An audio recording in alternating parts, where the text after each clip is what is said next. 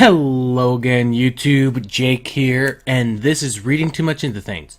Jyuohgers is off this week because it was off compared with the Kamen Rider Ghost episode we have this week because I think of golf. So instead we jump right into Ghost, but stay tuned afterwards for something special in Jyuohgers' place. Possibly to account for the Kamen Rider Ghost movie, which, shockingly, they haven't been advertising in the show yet. We have lost about 10 days and now find Toku with 25 days left to defeat the Gaoranger and come back to life. Which should not be a problem because the last few episodes have made it clear that his new form can beat any of the Gaoranger by himself with no effort. As we enter into episode 36, Moretsu Idol Sengen, Virulent Idol Declaration. And wouldn't you know it, we jump in with a fight against the Gaoranger. But, sadly, despite establishing its powers, just like the other forms, now that they've shown how powerful it is no longer an instant win. What's more, while Toku and Specter keep getting more powerful, Daijab has pretty much been stuck in place, not even able to use his Sanzo icon. And then higher stupid happens as they retreat because Daijab is wounded. Instead of just, being the Gaoranger as they likely could just with Toku. But whatever, we need to go to an idol performance. Yes, seriously. Watched over by Bills, which means it's evil. And we sit through the whole fake song of this, I am assuming, fake idol group before we actually move on with the plot. Namely, that the leader of the group starts hearing people's hearts. Pretty sure they mean thoughts, but whatever. And notices Igor's thoughts about how well their plan is going, landing her Igor's attention as well as being followed by the perfect air gamma, which looks lame. At the takoyaki stand, Daijab is frustrated with his inability to be a main character like the others, and this is when the idol comes back into the frame, complaining about hearing his thoughts. They eventually convince her to come to the temple and explain what she heard, including the plan is going perfectly, which thankfully they recognize quickly as Igor talk. However, she is then possessed by the Sanzo icon, wishing to give Daijab a trial to follow, as he has lost a fair amount of confidence. And so she blows him up. I'm kidding. He just disappears, as the rest of the team sets off, including Akari and Onari going to Deep Connect yet again, to a training field to test his conviction. Which of course means being attacked by a monkey, pig, and kappa. Okay, I knew that the monkey, pig, and kappa were going to be involved, since this is Journey to the West Sanzo we're talking about here. My problem with it is that they're just attacking him. Son Goku / Sun Wukong, I get just out of nowhere attacking him. That's kind of his thing, no matter how you read the story, or which retelling of the story you're reading. But the other two, I thought would be more cerebral, or a test of spirit and personality, and save the fighting the Monkey King for the last as a show of might. Not just throw him into the train dimension and have the three beat you up for a while. That's the kind of thing I'd see in a gag series. Though, considering Terminator Edison last time, maybe they think this is a gag series. Skipping over Toku telling the idol girl to be a damn human, we come to Akari's cunning plan for the episode. Auditioning to become an idol as part of Deep Connect's Demiya project. ですが、私にはそこまでの権限は。大丈夫です。実力で受かってみせます。I think that there is the actor's actual reaction to this plotline. Back in the Gamma world, Two Feathers, not trusting the Gaoramers, sends out what looks exactly like Specter, which of course Kanon sees and is confused by. Back at the audition, are we sure they know they're sneaking into an idol tryout and not the late 50s? Ah, crap, there's the movie tie-in merch. I'd hoped they'd avoid doing that. Toku takes the idol to the rest of her group so that everyone can talk things out like rational people. So of course, she freaks out when she hears their thoughts again, as well as hearing the Ganma's thoughts of taking her out. Back at the temple, as Specter and Onari's students wait for Daijab, Kanon appears, and is confused because, well, she just saw Specter outside, wearing different clothing. But of course Specter's been hanging out here the whole day waiting for Daijab. So Specter heads out to figure out the truth. Meanwhile, we jump to Daijab's training, where the three, two of which attained Buddhahood at the end of Journey to the West, continue to pick on him like bullies on a playground. And no, I will not dignify the audition scene by cutting to it. Instead, we jump to the airplane Ganma finding the idol, just as Toku does. Specter arrives as well, having spotted it while looking for his doppelganger. And so the two engage the Ganma, who sends out a swarm of Gruntmas. Specter takes on the swarm, while Toku takes on the Ganma.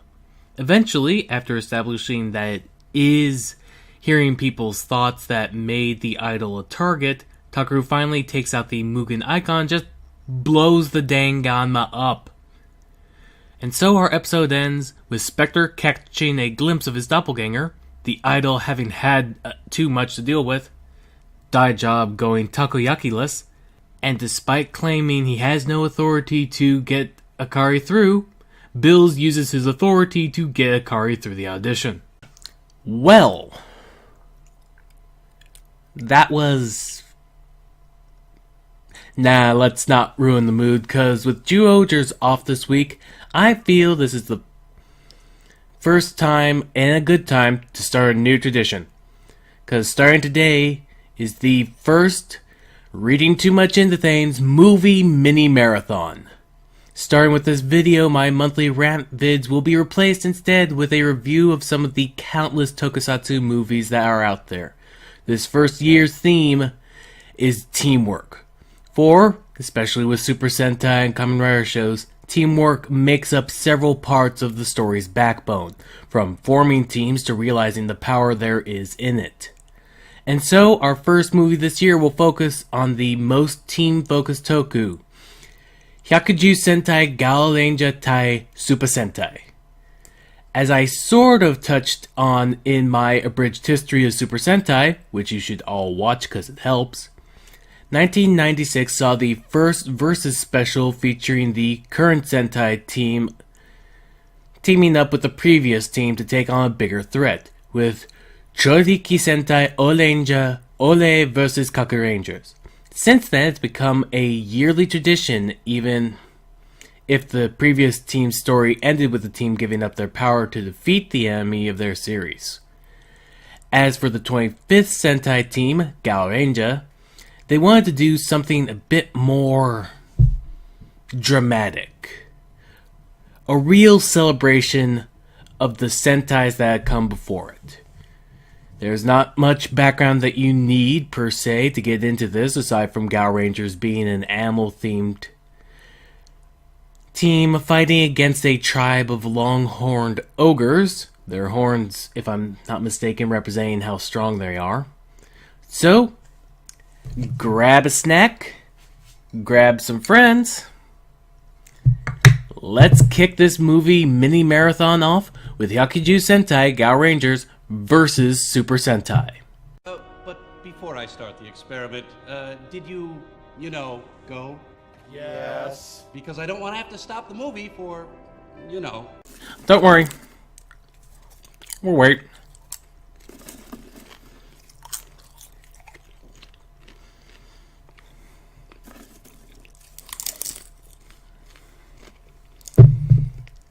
Gaho. Oh, jeez.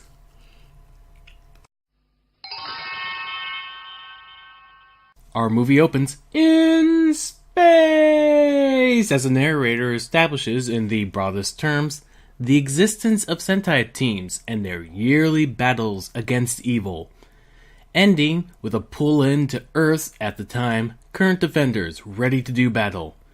Their theme song begins to build up as they prepare to transform, giving us the title of this movie. We also lay out the credits on our heroes as they transform, their awesome opening playing all the while. I am serious, the Gaorangers theme is easily my favorite Sentai opening yet. The theme song continues as they prepare to rip into the enemy grunts. The credits still playing, but just kinda stuck on the screen there. But as the fight begins, we start seeing what makes this versus special different, as they start listing in the credits previous Sentai actors, including ones all the way back to Jaka, the second Sentai, as the opening continues on for another chorus to pad out the whole fight. But it seems the ogre commanders weren't fighting here for nothing, for from under the ground comes a strange mist, changing the ogre's horns to gold and powering them and the enemy grunts up. With the tables turned, the Gaorangers take one hell of a beating at the ogre's hands, seemingly dying from the onslaught, all but Red. However, through force of will, Gao Red pushes away what turned out to be an illusion, the others still trapped in their own personal hells, as tendrils launch out towards them. Red is only able to pull White out of the way as the others are caught by the creature responsible for the illusion they saw, and for powering the ogres. Rakshasa.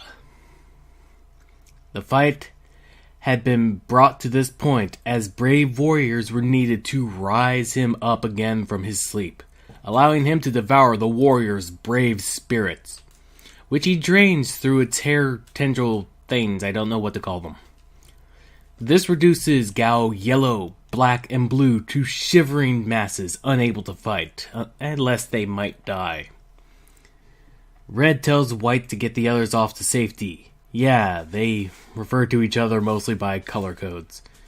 But Rakshasa sends the commander ogres after them. It turns out the illusions he showed them was to lower their spirit's guard, which will allow him to absorb their spirit. But since Red didn't despair, he drags him into yet another illusion. This time one's that's pretty chilling when you think about it, being trapped in one. The idea of random people in the crowd just walking up and cutting you out of nowhere. Often, safety, the demoralized team are approached by a mysterious monk with a rose. He starts spilling some very flowery, intentional pun, lines about how it takes 4 colors to make a red rose, and it ties to the 4 unsure before him.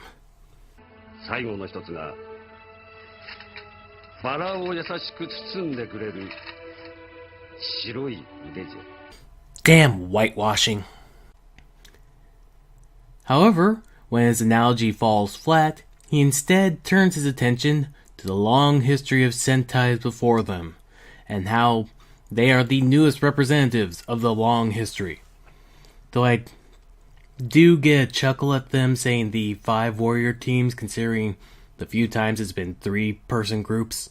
However, when they realize that they don't have to fight if there are others, just like the monk, their morphers leave them, baffled, even Whites.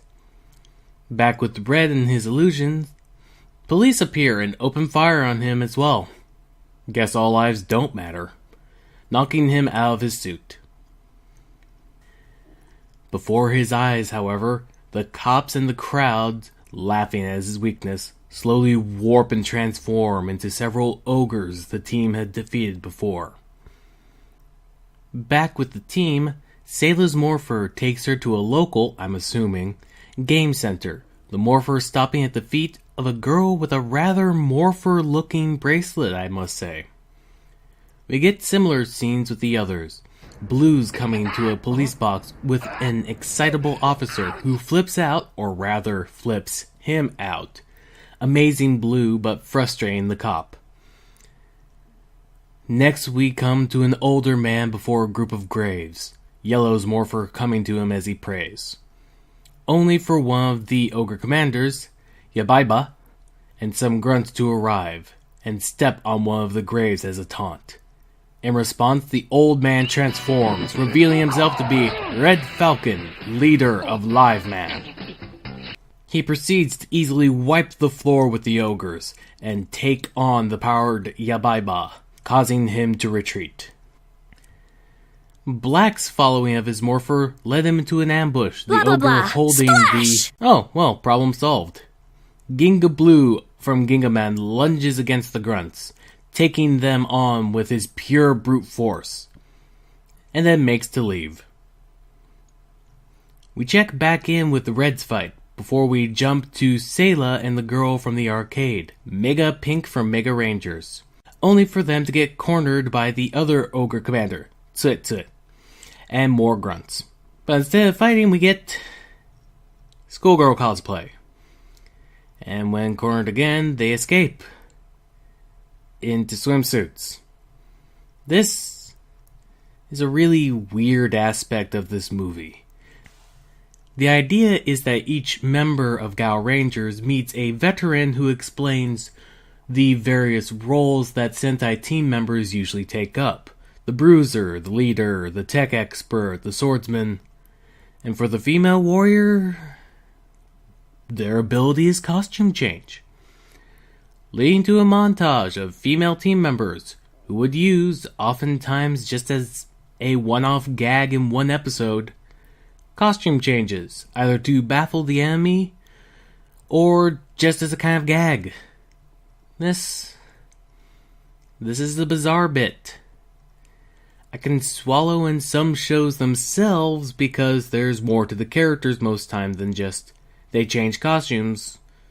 But to say outright, in the celebration of the 25th Sentai, even as a joke, that that's the female warrior's ability is just troubling.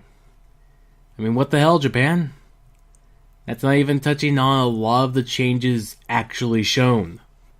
And now I can point out that, yeah, the better part of this movie is a clip show of Super Sentai's long history.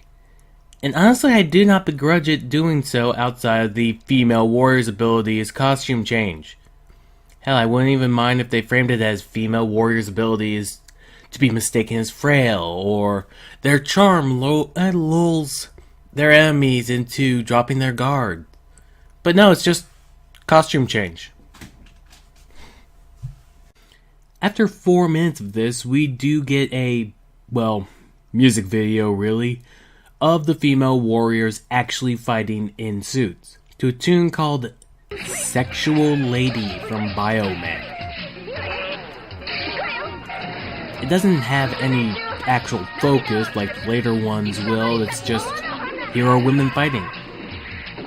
This actually goes to show one of the bigger flaws of Super Sentai as a whole, and arguably the majority of tokusatsus in general. Most writers just don't know what to do with female main characters.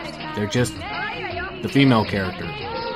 You'll see well-made female characters throughout, and I think thanks to the widespread of manga/anime directed at and for female readers, they have a few more the girl tropes to run with, but mostly they're just the females.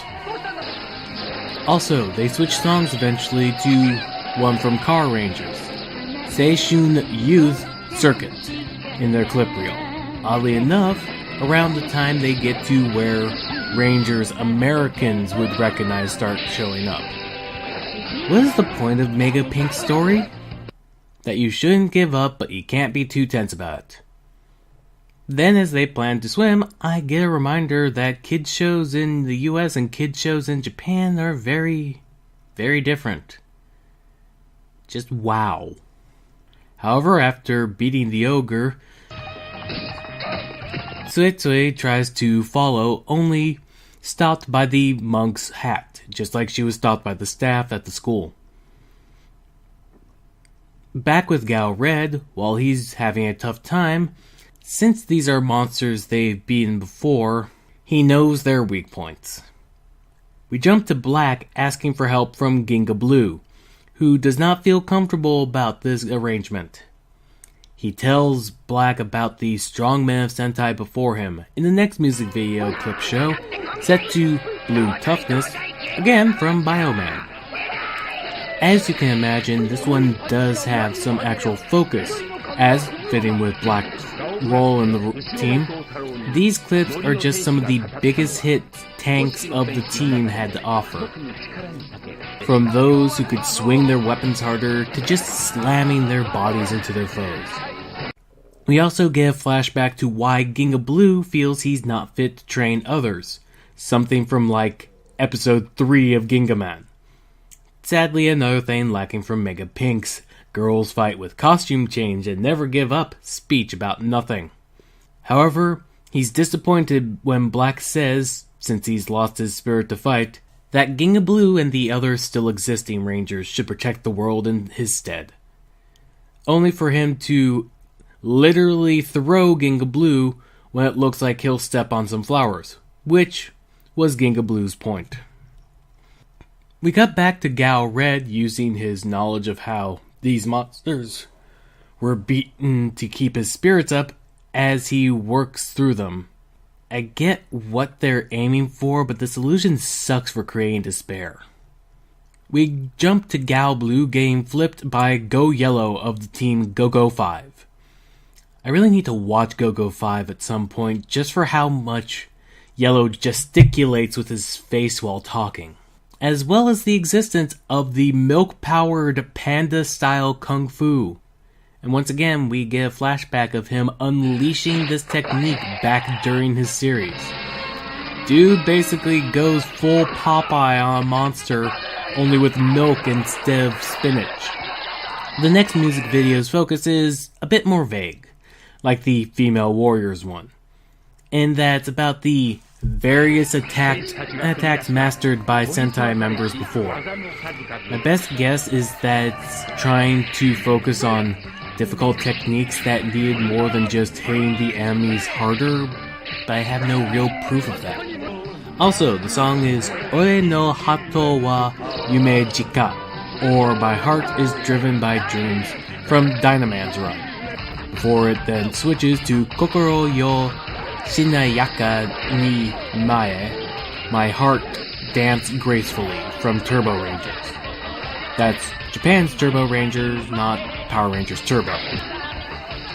This includes one of my favorite techniques from Mega Rangers, Teenager grabbing enemies' balls. And no, I will not wonder how the past Rangers are even showing these clips, because there is no answer and never will be.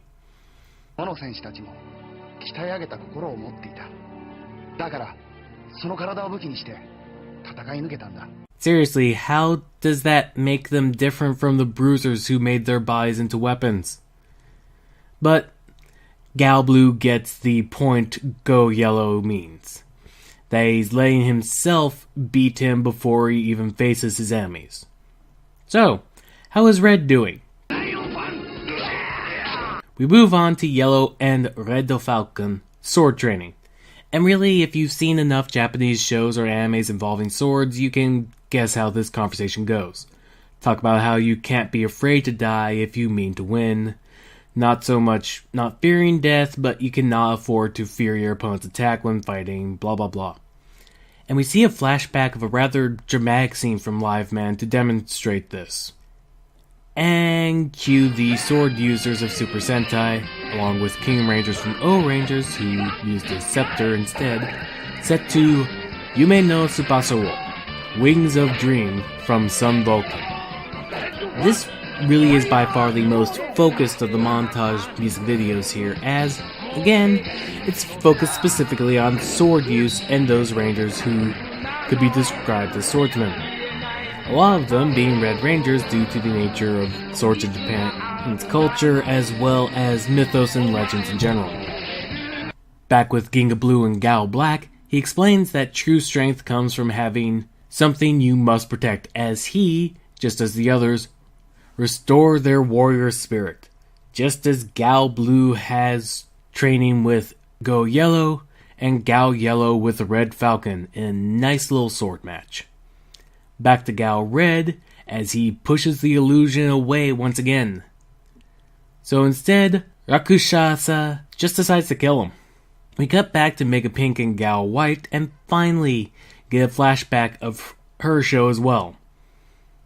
And it's not about anything she herself did in suit. Ugh. To sum up, as part of a Sentai, trust your teammates to carry some of the load. That's it. And then Tsutsu appears, but is told to not kill them. And then the monk arrives. And clearly, he's more than just a monk as he easily works his way through the powered ogre grunts. I really like how little music and even little sound effect there is in this scene. Most of this encounter is just his staff rattling. Taking me back to the days of Ronin warriors. Even though I think this is before that aired. When asked who is he does what only badasses do. Take off his whole outfit with one pull, revealing himself to be none other than the field commander and 5th Ranger of Jaka, Big Juan, the smooth devil. And then, exploding roses to the face. You are set free. Man, I get why there aren't more characters like this in Sentai nowadays, since they really are of their time, and that time was the 70s. But I miss them nonetheless. Even without transforming, he fends off the 2 commanders, saving the 2 girls. And so the whole team runs to Gal Red's aid. And we get another thing that crops up in Japanese kid shows. Heroes tied up to crosses. As the 3 ogres wait, they are approached by the 2 ogre commanders. In the confusion, the 2 who are there already attack Rakshasa. When they get there to disguise themselves and unchain Gal Red. It was Mega Pink and Big One. When did they get there? The rest arrive as well, knocking the G-phone from Rakshasa's hand back into Gal Red's. And so the previously despaired team rush in and wreck the powered-up grunt ogres something fierce without even transforming.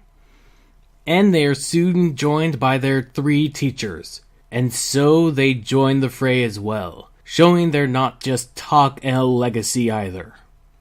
And now the true moment Sentai versus Tile Watchers wait for. The team-up transformation. Starting off with the Teacher Rangers showing off stock footage really of their morphs. Made a bit awkward by Go Yellows, whose hair is clearly shorter and darker. And of course, what's a big crossover morph without an equally big crossover roll call?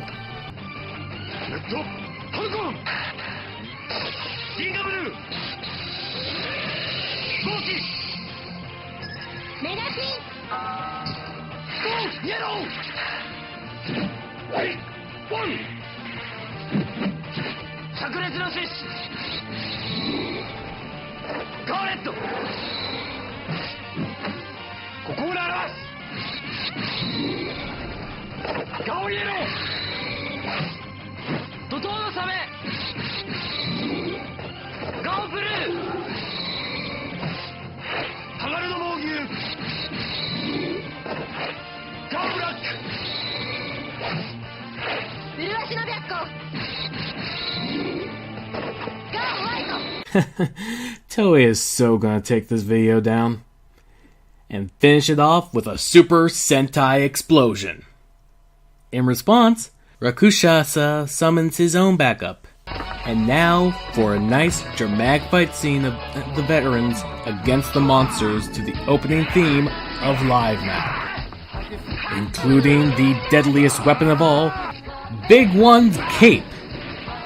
Ending with several of the Rangers' attacks getting new touched-up finishers and special effects, and defeating the enemies rather soundly.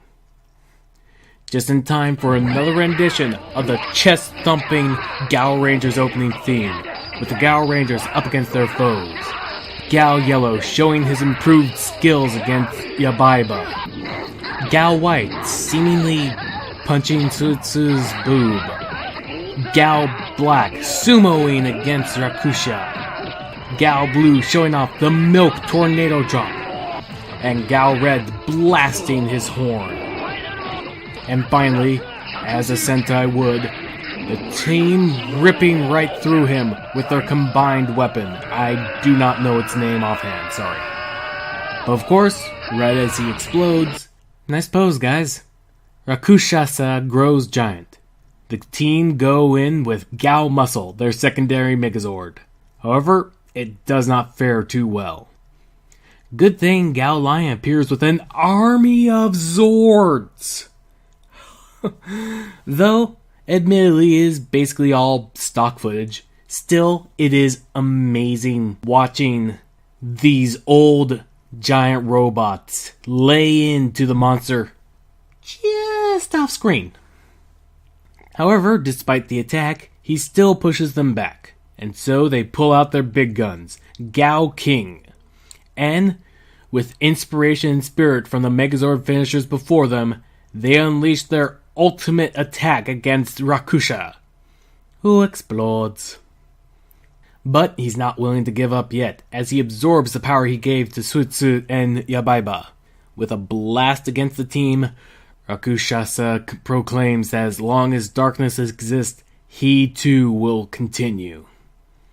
As a counter, Red Falcon calls forth a lineup of all the previous Red Rangers along with him, most of them museum pieces and stock footage. Forever Red, this lineup is not. Not helping is that with a lot of these roll calls, you can hear their transformation or theme music play in the background, as well as the dramatic music they're trying to use for the occasion. Ah well, point is they create a Super Sentai Spirit Bomb, and do the most Sentai-like thing one can with such an orb. Eject Shot. Which of course takes him out. And so the movie ends as if it never happened. They're mystical but goofy in Gaorangers, Advisor having been knocked out the whole time, but still, despite everyone thinking it was a dream, worth the experience. And the end credits start rolling with the epic montage song Moero! Super Sentai Damashi. This movie is fun if you let it be fun, but also shares a lot of the problems that Super Sentai tend to have as a whole fully on display. An over-reliance on fight scenes as a means of conveying drama, mech battles to pad out the conflict, and, unless handled well, their themes and message can be a bit scattershot. That said, it's still a nice little mindless popcorn Toku flick. And yeah, it is weird that none of the Time Rangers really showed up in this. Next month's movie, since we took a look at Super Sentai here, we'll turn our attention to how a more single hero focused series, like say Kamen Rider, would do when teamwork is called for, with the movie Kamen Rider the First. And next week, of course, Jyuohgers will return along with another review of Ghost. Thank you for tuning in to Reading Too Much Into Things. I'm Jake, and as always, stay safe.